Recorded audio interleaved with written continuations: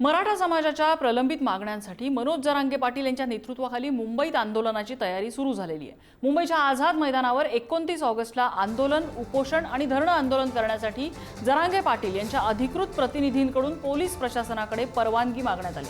प्रतिनिधी गंगाधर काळकुटे यांनी 17 ऑगस्टला मुंबई पोलीस आयुक्त आणि आझाद मैदान पोलीस ठाण्याच्या वरिष्ठ अधिकाऱ्यांकडे निवेदन दिलेलं आहे।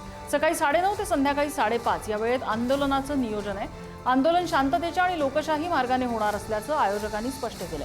वाहतुकीला अडथळा होणार नाही, सार्वजनिक मालमत्तेचं नुकसान होणार नाही आणि कायदा सुव्यवस्था अबाधित ठेवली जाईल अशी हमी पोलिसांना देण्यात आली।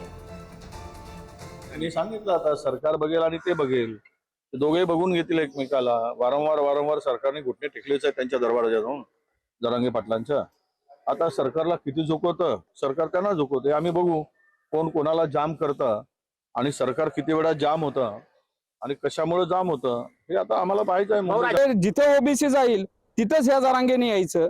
आमचं ह्या प्रशासनाला विनंती आहे, फर्स्ट कम फर्स्ट सर्व या बेसिसवर प्राधान्यक्रमाने तुम्ही ही परवानगी दिली पाहिजे।